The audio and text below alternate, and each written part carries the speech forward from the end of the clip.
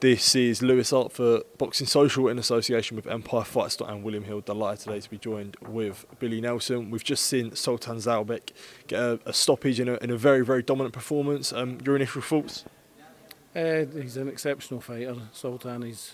Some of the skills he showed in the gym are scarily frightening, and it didn't surprise me that he stopped that boy. How do you sort of look at someone like Sultan where moving forward with his sort of career, I mean, the skills that he showed on there's no doubt that he's not far off world level. So how do you sort of look at moving him? No, he is world level now. Without a shadow of doubt, he's world level. All he needs is a few more 10-rounders, maybe in a final eliminator, and then fight for a world title. For someone like him where he doesn't really speak much English, keeping him in the gym, how much personality do you see from him? Do you just see it in his boxing in a way? Well, unfortunately for him, he stayed in my house since the 4th of December, and he's going home on Sunday to see his family. He did go home for 3 weeks after his last contest, and I'm sure he'll be back a wee bit sharper this time because I'm hoping to get him out relatively quickly to build on that performance tonight. But boxing's a universal language. I remember the first day he came into the gym, we started doing the pads, and you think we'd been doing the pads for 6 months. It's just, I suppose, knowledge in a sense. His brain, my brain, gelling with each other. And the way you see moving him in a super featherweight division, which is sort of stacked with loads of talent, where do you think you said he is world level, where do you think he ranks about against the guys like Joe Cordina, Oshaki Foster, guys like that? Like I say, I mean, Joe Cordina's a fantastic fighter, so is the other guy, but the best known name in the UK is Joe, and rightly so. He's a fantastic fighter, but I reckon after 2 more contests would easily fight Joe and beat him. When you have a guy like that is so sort of talented and he's got the skills there, how much is it important that you're just moulding him into sort of getting used to the 10 rounds? Like, you see their performance, you think, he is world level, he's ready, but it's about sort of getting moulding into sort of being used to it and being as sort of prepared as you possibly can be when it gets to a potential fight with Joe Cordina or the world level guys. Well, in truth, I mean, he came to me, he was a fantastic fighter before he came to me. He was a world silver medalist as an amateur, undefeated as a pro when he came to me, and I'm just trying to develop he'd done 10 rounds before he came to me, so he's getting there, but his shot selection's getting better now, and his ring generalship is getting better. You've seen that tonight. I mean, that was a 15 in a draw. That opponent is a good fight, a decent fighter. Get dismantled. Obviously a 2 out of 2 sort of win for you tonight. Is it always sort of nice to get another clean sweep on the when you're cornering fighters? Well, unfortunately for me, and the slaughtering I got after Martin Bakole got beat with Hunter, that was my last defeat in my gym 5 years ago in November, and we've been very lucky. We've worked hard, and long may it continue.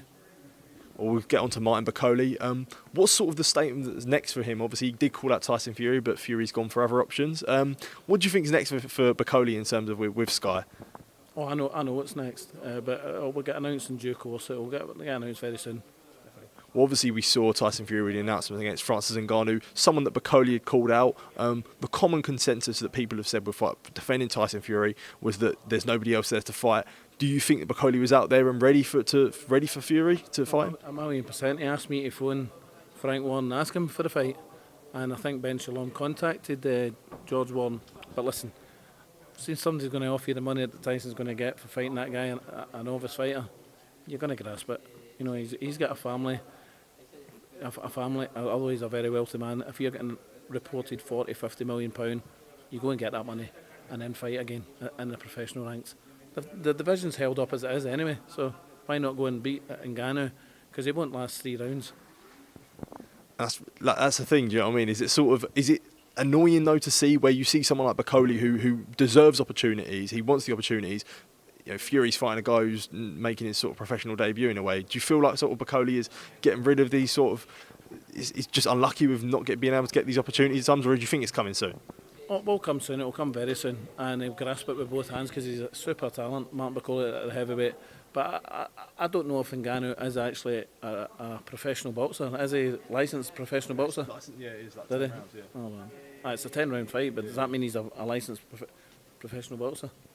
I think well, it's under professional boxing rules, so I'd assume so. No, I don't know what organisation or what jurisdiction he falls under. So, well, if he is, he is. You know what I mean? There was never any problem going to go and get a professional licence. It's a money-making scheme for Tyson, and go and grasp it. Because, if I'm honest, if Martin Bakole got offered Ngannou for 40 million, we'd be going to Saudi Arabia as well, wouldn't you? Of course. You know what I mean? Yeah. And obviously another opponent that Bakole, they're sort of back and forth in Poland when I was there, is obviously Dillian Whyte. He's now opted to fight AJ. Just sort of your thoughts on that? Well, I think it'll be the same. Dillian Whyte's Dillian Whyte. Dillian Whyte is a cracking fighter, right? He's a cracking fighter, and the length of time that man was mandatory for a world title, never got a shot, was disgraceful. I actually felt heart sorry for him. He should have had an opportunity. He was put aside, and all the emphasis was on AJ. He's put to the side, and maybe he's crossed the line by the time he got a world title shot. You know what I mean? Who did they fight for a world title? It was only Tyson. He's only had one title. I mean, is that not hard to believe? He's only had one title fight. The fights that Dillian Whyte has been involved in, and he's only had one title fight, one world title fight, and it probably will only have one world title fight. That for me is disgusting, because his fighters were much less talented than him have been given opportunities. Yeah, that's another thing. Do you think it's sort of? Do you see that though? Do you ever worry that when you see there with Dillian Whyte, who's only fought for a world title once, for the ability that he's got is disgraceful, that when you see someone like Bakole, where do you feel like maybe sometimes the governing bodies, does that ever worry you with him, where the governing bodies might shy him away, or in a way where he might get them rid of opportunities of big fights? As soon as he gets the one opportunity, he'll win that world title. Believe me, he's super talented. People laugh at me, I don't give a monkey's what people think. I see it every day in the gym. I've seen what he's done to people in the UK. You know what I mean? People are fighting for world titles and have fought for world titles and are world champions. I know what he's done to them. They know what he's done to them. Their coaches know what he's done to them. You'll see what he'll do to people when he fights for that world title, because he's got the whole of Congo, the whole of Africa screaming the house down for him.